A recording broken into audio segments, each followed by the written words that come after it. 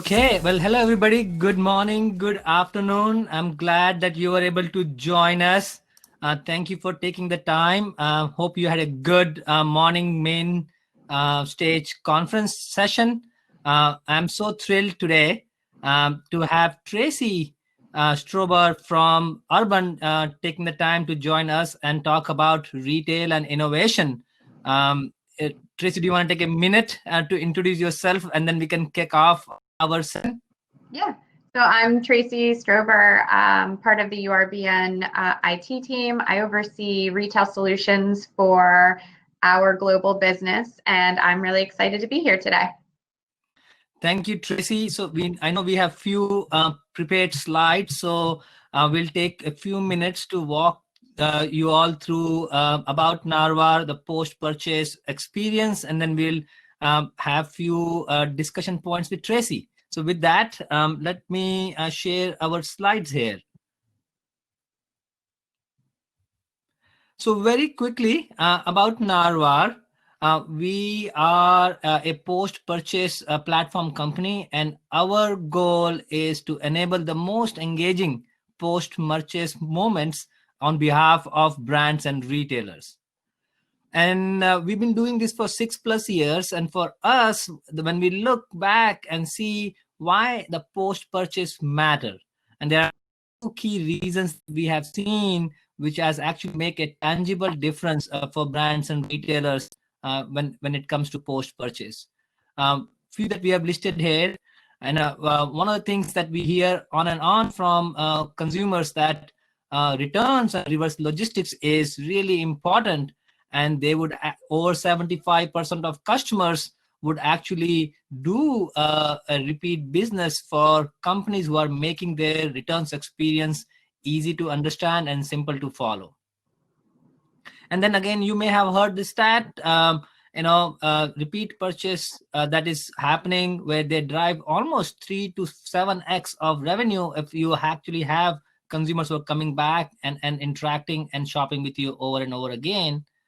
And then, if you look at the customer experience, 5% of customers actually can produce 25% and above in terms of profit. So those are the key things that we have noticed and experienced when it comes to post-purchase.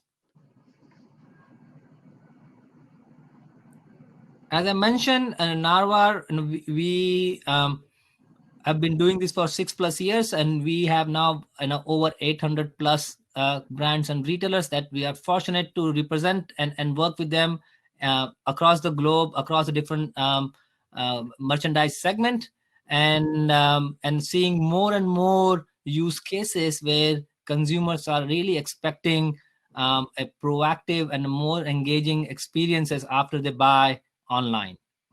So very briefly about the Narwhar platform and what do we think about post-purchase. So it's a complete customer journey. In fact, from our perspective, the post-purchase even starts in the consideration moment. During consideration or the purchase cycle, consumers do expect clear expectations around delivery, whether that delivery is happening to their homes or they are coming to stores for picking up. So having that expectations is really important, and giving them the convenient choice whether they want to actually have deliver the goods or pick up at third-party locations, especially where we are seeing the digital footprint is changing rapidly as we speak. Having those convenient pickup points are getting more and more important. And as far as the green part of the post-purchase journey, keeping customer up to date in terms of messaging and communication, giving them options not only in terms of visibility but changing whether providing delivery instructions, looking at alternative locations to pick up. Those are top of mind for consumers. And we also see returns and exchanges, especially in some of the categories such as apparel, footwear, is really important. And last but not least, brands and retailers really want to leverage the predictive insights and analytics that they can actually leverage to drive the consumers back and drive that repeat purchase. So all of these capabilities that from Narwar's point of view are really important and that we offer through our data and intelligence on the Narwhal platform. I also want to take a couple of minutes to walk you through our recent customer study that we have conducted and few things that I wanted to call out and share with you all. One thing that was very interesting, of customers during COVID and pandemic last year were very much open and actually interacted and transacted with a new retailer. And a few of the reasons they mentioned, such as they wanted to support some local brands or businesses. They wanted to buy directly from the D2C channels because some of the stores were not available, or as simple as trying something new or different. Those are some of the reasons that consumers cited to have a relationship with a new brand and retailer. And it was also interesting to us that shoppers were willing to pay for the convenience. And this is, again, may not be a surprise, for same day delivery, scheduled delivery to home. We are seeing, and same thing even for returns. We are seeing consumers are willing to pay up to $5 or more if you provide that peace of mind and give them the confidence that deliveries can be done and they have that convenience, without leaving their homes or their places, especially during COVID times.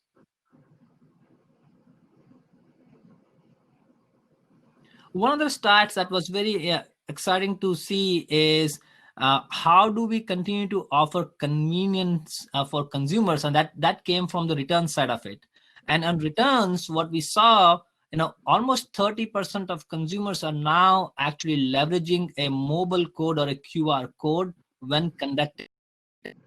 And especially because prior to COVID, they may have access to printers at their work locations, but now that we all are at home, they may not have that option. And not only that, a lot of customers are mindful of sustainability and saving some of the trees. If you don't have to print on a big label, and giving them that QR code either through FedEx or UPS or through post office, we are seeing almost 29 and 30% of consumers are actually using that option and actually even returning faster because they have one less friction point or one less activity to do. Simply taking that QR code is also accelerating the time to getting the inventory back from consumers. So those are a few things I wanted to highlight, but I will turn over to Tracey to briefly give us a little bit more background about Urban, and then we can kick it off with few questions and few topics to cover with her. Great, thanks, Amit. So yeah, real quick, just wanted to cover the brands that kind of sit under the URBN umbrella. I think, typically you always think Urban Outfitters, but I think some people don't know that we also support Anthropologie and also and Free People. And Anthro also has Terrain, which is a garden shop, and Beholden for wedding. And then two of our smaller brands, but off to a really big start, is Menus and Venues, which is our restaurants and pizza shops. And you can find some of those even inside of some of our Anthropologie large format stores with Terrain Cafe. And then our newest brand, Newly, which is subscription rental, kicked off last year, and we've seen some really great engagement and have learned a ton around the customer experience as far as renting units and then returning them, and that speed is a huge part of that as well. So I know, and visibility on when your package is coming, which Narvar has obviously helped us with. So that's just a quick overview of the brands that we oversee. And then just a little bit more about me and my role. So like I said at the top, I oversee retail solutions, so all of the IT equipment in all of our retail stores, and also kind of keep a pulse on the customer experience.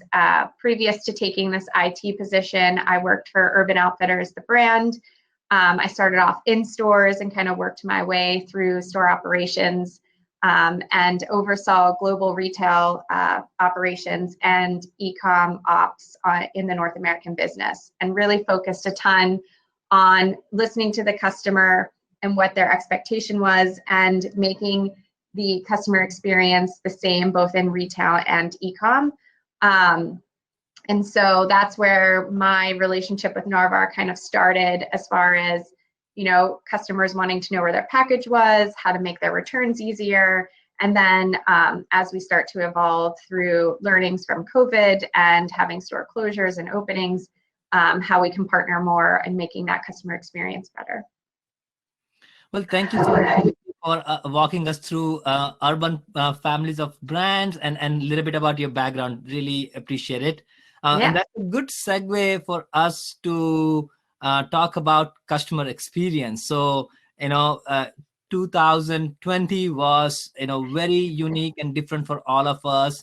As we look back, what are one or two things that you took away in terms of customer experience or customer behavior? Especially, your role is both on in-store as well as on online. So what are the few things that you would love to share with our audience here? Yeah, I mean, there's so many learnings from 2020, I think, but a few of them that we had to kind of, really start to think outside of the box on was returns. A good number of our e-com business also sees the returns come back in store. And for those periods of time when the stores were closed, trying to game plan or, troubleshoot, how do we help support the customers that want to do a return, but the store locations are actually closed. So that was a big talking point for us, and continues to be into the future. And how do we make it simpler and easier for them based on the opening and closing of a store? I think the other big thing that we learned a ton about was using the stores in new ways. So, shipping items to a store and having their items being able to be picked up there, kind of blowing up that in-store pickup experience that our brands offer, and kind of giving them the new guardrails of staying in their car and being able to do a curbside pickup. And I think those were two areas that we really tried to focus on. And again, just trying to stay on that customer experience piece, on how we can make their experience better and seamless. And with this newfound convenience factor on all things, how can retail kind of play with the same thing as like food delivery? Right. No, you mentioned, stores, one of the places where they can experience the brand, the merchandise, and the quality service from the store associates. And then also oftentimes, and it's one of the most efficient channel, both from the P&L perspective as well. So now for finding new ways to managing stores closure and returns, and keeping the customer experience and convenience in mind, that's very hard and a challenging equation to solve. So what are some of the things that insights that you could share with people in terms of giving that experience with store closure, but yet you have higher cost of getting the returns back via the online channel? Yeah, so we definitely flexed our muscle on the retail side when the stores were closed, or definitely with this new lower foot traffic, using the store locations to help fulfill demand. And then obviously using the logistics side of it to find the location that's closest to the customer. So that helped in getting the customer their items faster than maybe if we were fulfilling from a distribution center. And then on the return side, I think we definitely worked, again, back end is to kind of help speed up that returns processing on our distribution center. So doing some improvements there on how we process the returns. And then as we continue to talk to Narvar, looking at ways to do, maybe those pickup locations in a mall, or being able to just drop off your items at a store and have the return processed versus like walking in and doing that return at the cash register. So trying to find ways to release that friction point, especially with the capacity limits that are on stores right now.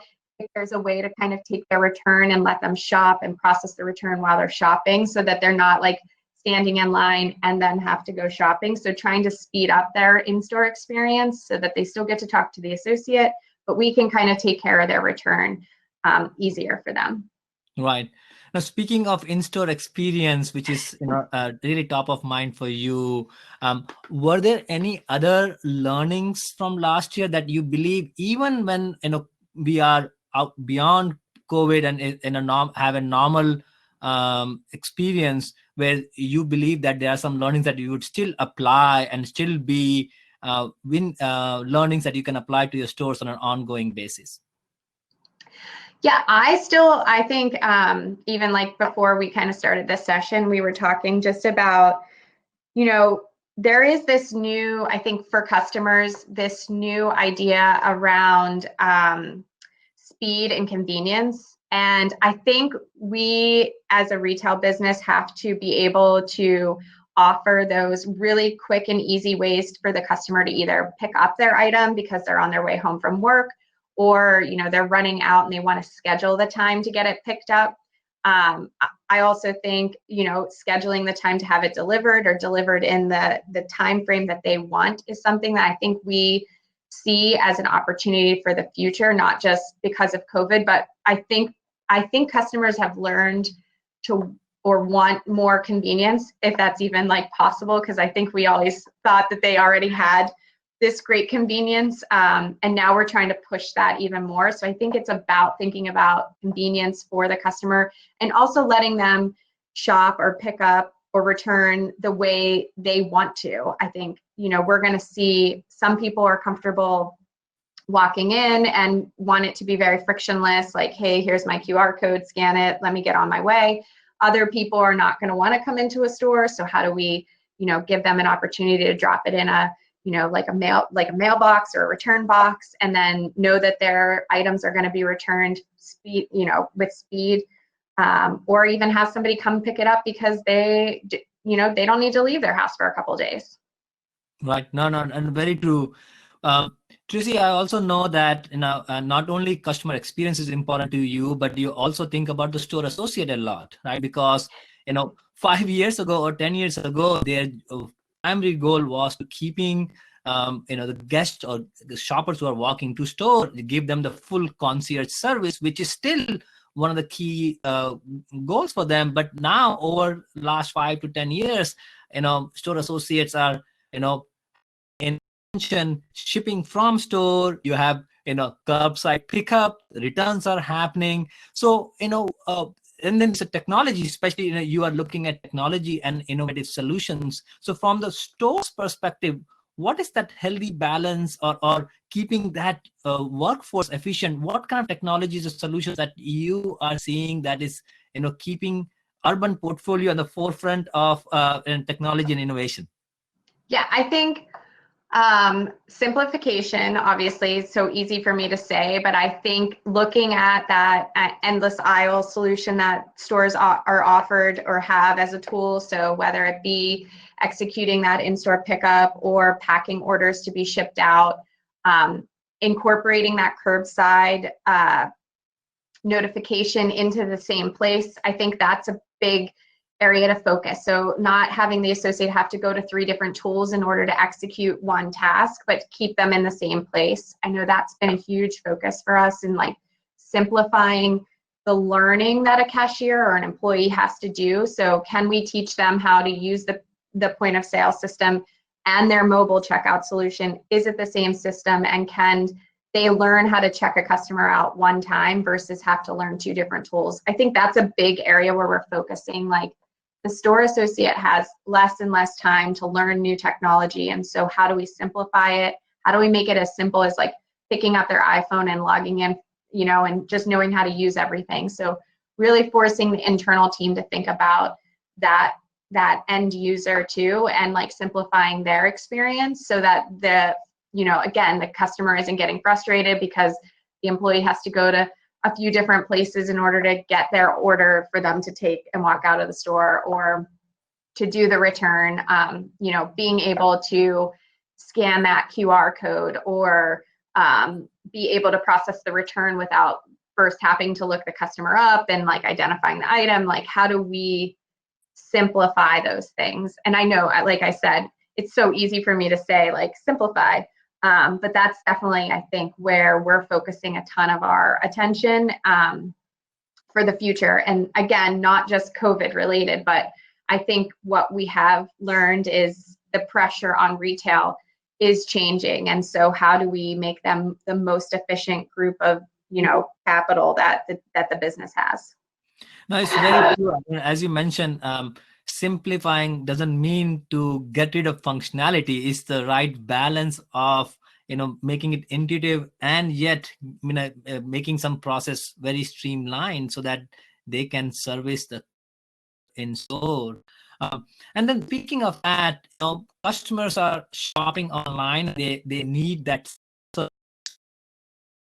Have you experiment or looking at ways that even in store, that if they, of course, they want to have a conversation, store associates are there, but if not, they can have that quote unquote self-service experience in a physical environment in your amazing stores? Yeah, so we actually, I think it started a little bit before I joined IT, but I actually helped put it in place for Urban Outfitters. But we have gone down the path of self-checkout in some of our store locations. So being able to modify our current cash wrap or POS system to be able to pivot it into a self-checkout solution if the business wanted. And we've learned a ton from that, being able to allow the customer to check themselves out. What that does is kind of pulls the cashier out from behind the cash wrap and puts them on the sales floor as another person who can help service the customer on the sales floor, and lets the customer then check themselves out. Obviously, it's like a perfect scenario in the business and store model, but then the customer wanting to check themselves out. But we've definitely seen some key locations doing really great with that, with self-checkout. I think another area that we've been talking a ton about is self-service returns. Customers, again, want to be in control of their in-store experience based on what they're comfortable with. So do they want to check themselves out? Do they want to process their return and still walk through the store and touch and feel the sweater or the skirt that they saw online? I think so. And I think that's definitely a thing that we have to think about, is like that customer driven journey that they want to go on versus just one way to check in and check out. No, for sure. When we do customer studies, the self-service returns has come up quite a bit, and it's practical reasons too. If I walk in with a couple of items, I can't shop for something new. So Totally. So how can I just say in a minute or two I can self-service in terms of checkout, and from there then at least I have the time, instead of and holding a checkout line which could be 5 or 6 people deep, which is a cash register. If I can self-service in terms of returns, then at least I have the freedom to have a more tactile experience with the product and merchandise, and then Totally. buy something. Yeah, I know, even like a little while ago, I spent a little bit of time in an Anthropologie store, and it was like right when the store opened, and the first wave of customers, they're all coming in, they come right to the cash register to do their return, and then they go shopping. So It's like, how can we, maybe even give them that return at the front door and then let them journey through the store, versus walking all the way to the cash wrap and then coming back out, or, where do we drop that? But for sure, I think taking that friction point out. I even think I saw somebody kind of comment on waiting in line to do a return. For sure, I think that is a huge win for retail. Yeah. So you mentioned about retail tech in terms of self-service checkout, self-service returns. One question also have come up, like, what are the other retail tech solutions that you're excited about in the near future? Oh, that's a good one.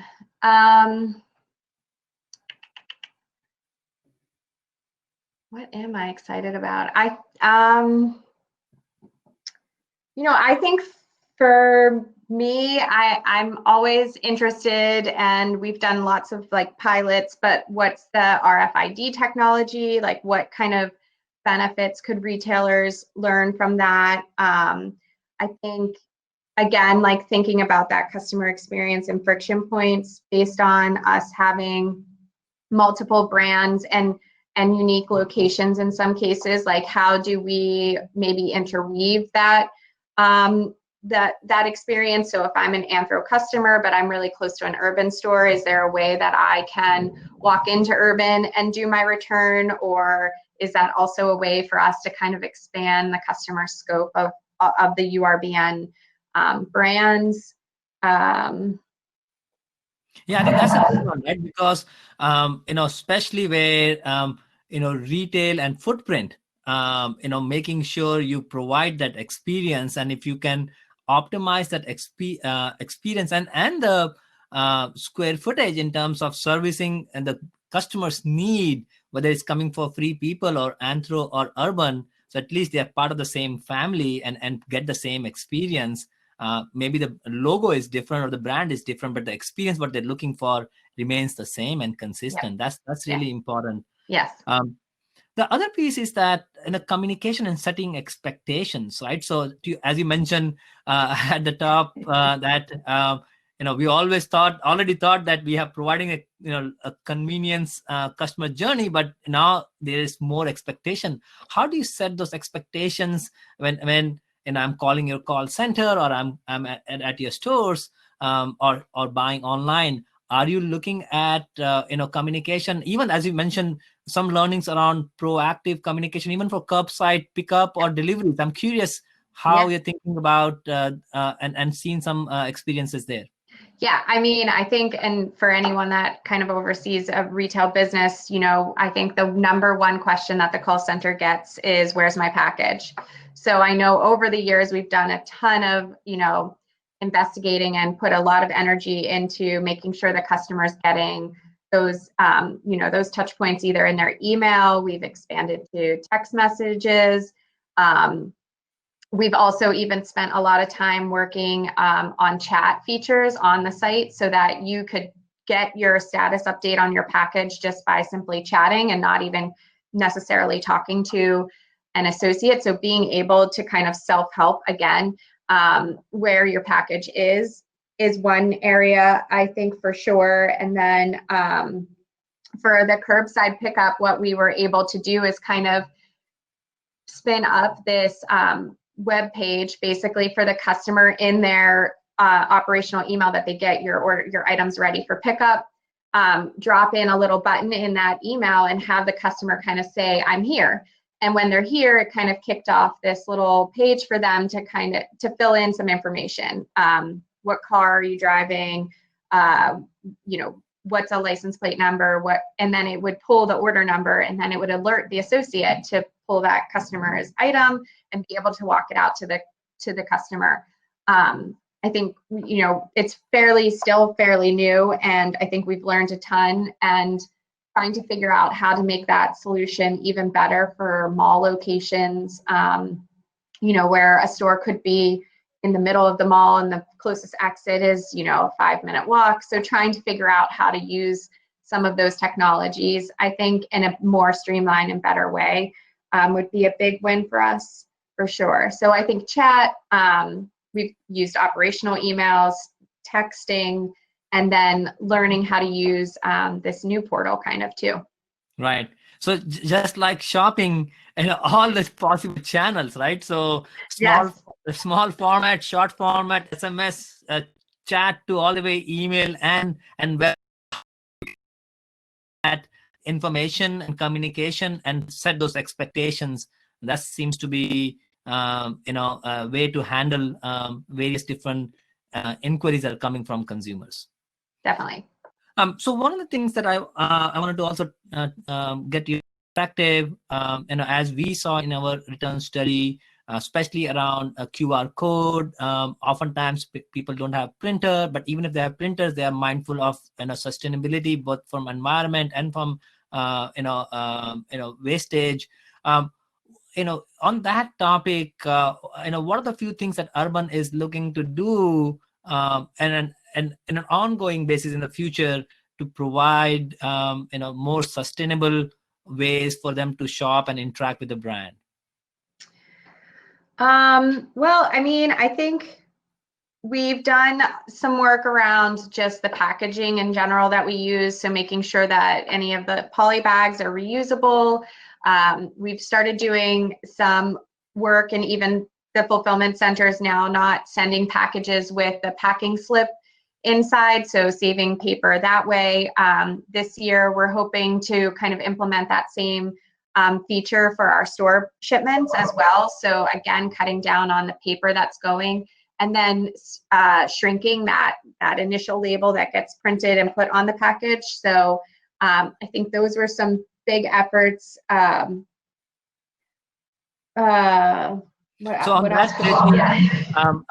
speaking of the packing slip, we did a study with a department store, and again, both aspects of it, just from the environment perspective, and if you are shipping, let's just say even 100,000 packages per month or per year, and if you can remove that one page, that then in itself, not only the paper, then you have printer, the ink cartridge, electricity, you can add all that up. And for this one particular department store, not only you can save all that paper, and for the and even from the P&L side, estimate was you can save upward of $1 million of maintenance and the cost of this piece, where digital and savvy, and they may not even need an invoice in paper, or as you mentioned, even in store.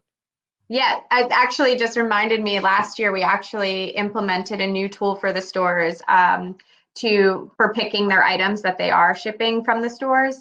And we took the paper part away, not away, I mean, they can always print it if they want, but we made it more mobile friendly, where they could pinch and zoom for pictures, and it's in color and gives you the item detail, and they can check in the application that they picked the right item.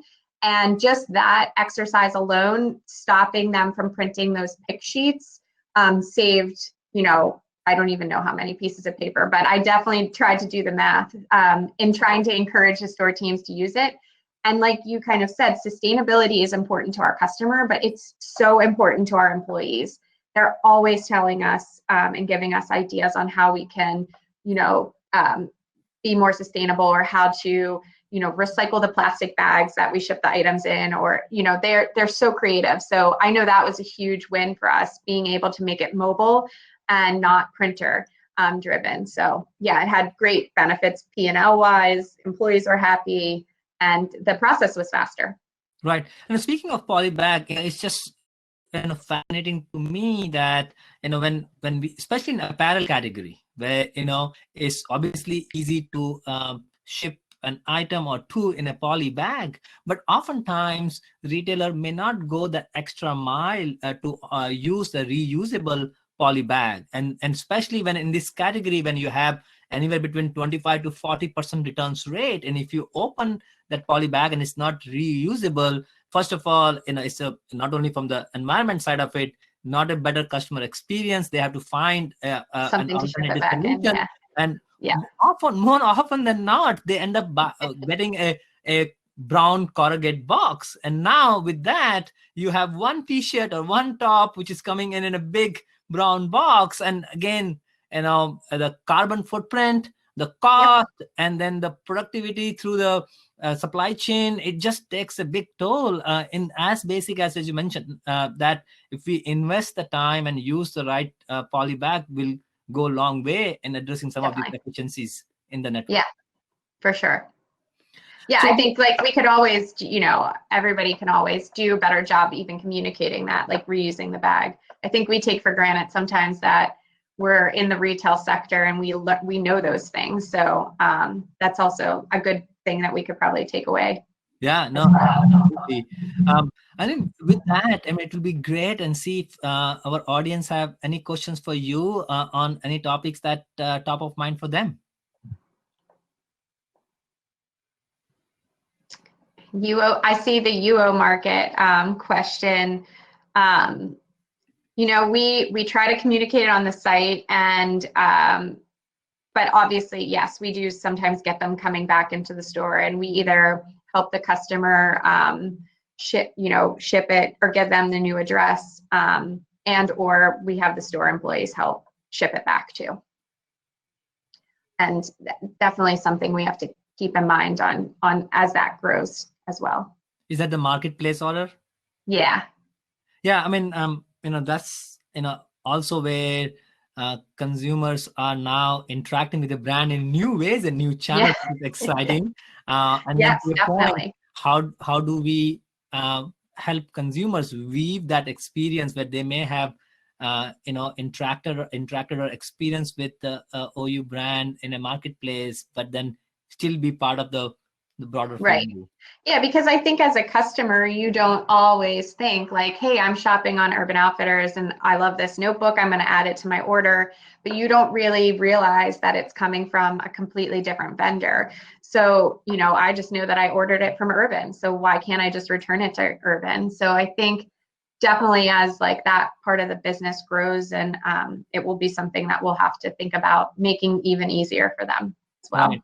And there are more and more channels coming, right? I mean, it's not that, Instagram and others and Pinterest and all their other channels are starting to emerge. How do we provide the similar suite of solutions and capabilities to these marketplace channels? Yeah, definitely. Great. Well, if there are no other questions, Tracey, I really appreciate you taking the time and joining us and sharing your perspective and learnings and things that are exciting to you in the future. Thank you. Yeah, no so much. problem. Yeah, of course, no problem. Okay. Thank you. Thanks.